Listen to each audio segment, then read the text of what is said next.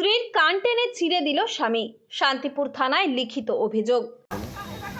কান পুরো হয়ে গেছে, ছিঁড়ে গেছে, কানেরটাও পাই।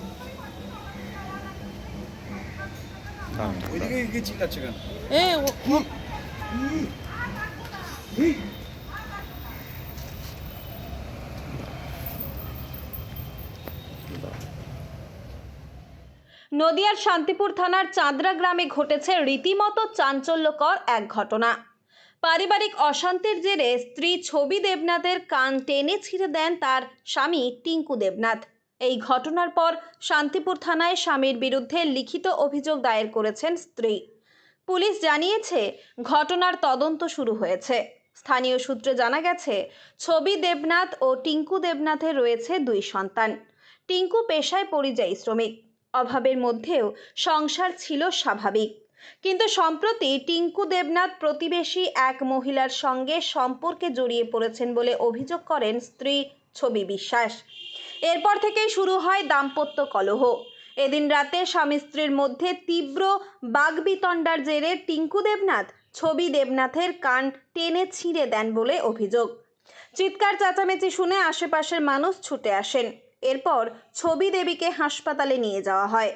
এরপর এদিন সকালে ছবি দেবনাথ শান্তিপুর থানায় তার স্বামী টিঙ্কু দেবনাথের বিরুদ্ধে লিখিত অভিযোগ করেন। গোটা ঘটনায় চাঞ্চল্য ছড়িয়ে পড়ে এলাকায়। তবে পুলিশ সূত্রে জানা যায়, অভিযোগের ভিত্তিতে তদন্তে নেমেছে শান্তিপুর থানার পুলিশ। ছবি দেবনাথ, বাড়ি বাড়ি চাঁদরা। কি ঘটনা ঘটেছে? ঘটনা ঘটেছে আজকে 1 সপ্তাহ থেকে অশান্তি। 1 সপ্তাহ থেকে, আগে তো সারা বছর ছিল, 1 সপ্তাহ থেকে আমাদের পাশে অনুষ্ঠান হচ্ছিল, ওখান থেকে আমি প্রসাদ নিয়ে যেতাম বাড়িতে। যে প্রসাদ নিয়ে গেলে প্রসাদ খেতে দিতাম, তো আলু সেদ্ধ হতো না, ইয়ে করতো না, বারোয়ারি অনুষ্ঠানে যা হয়। তখন বলতে কি বাল রান্না করেছে, কি রান্না করেছে, স্বাদ হয় না, ইয়ে হয় না, ইয়ে রান্না করে কিস্তি মেরে বলছে। কে? বাড়ির লোক, আমার স্বামী। কি নাম স্বামীর? টিঙ্কু দেবনাথ। তারপর টিঙ্কু দেবনাথ। তারপরে এবার আমি বলছি কি না রান্না করলে না খেতে পারলে খাইনি, রেখে কালকে রাতে বাড়ি এসছে। তো পরশুদিন একবার এসে মারধর করেছে। তো আমি বলছি ভাত আছে, ভাত খেলে খাবে, আমি কাউকে দিতে পারবো না। আমার যতদিন ব্যথা আছে শরীরে আমি দেবো না, আমার শরীরে আমি হাঁটতে পারি না, কত কষ্ট করে চলি। তখন দিয়ে কালকে রাত্রিবেলা আর পরশুদিন রাত্রিবেলা মনে খেয়েছে না নিয়ে, যাই হোক ওই প্রসাদ দিয়েছিল, ওই জন্মাষ্টমী গেছে, লুচি প্রসাদ টোসাদ ওগুলো খেয়েছে। খাওয়া দাওয়ার পরে শুয়ে যায়। এবার পরের দিন কালকে এই সকালে ছেলেকে বলছে এই ভাত রান্না করেনি। তা আমি বলছি কী রান্না, বাজার টাজার নেই কিছু, রান্না করবো কি, কিছু বাজার টাজার নিয়ে আসতে বল, তাহলে রান্না করবো। যা মা রয়েছে ভাত খেলে খাওয়া বলে আমাকে খাট থেকে ওই চাদর দিয়ে শুয়ে আছি, চাদর বারবার তুলে ফেলে দিচ্ছে, বারবার তুলে, এরকম চাদর গায়ে দিয়ে রয়েছি, বারবার তুলে ফেলে দিচ্ছে, বারবার ফ্যান বন্ধ করে দিচ্ছে। আমি এরকম করছো, ফ্যানে মশা কামড়াচ্ছে, ফ্যান বন্ধ করে দিলে। আর সব সময় ফ্যান চালায় বলে সব সময় বকা, বলে কারেন্টের বিল উঠবে, মানে খেতে হয় না।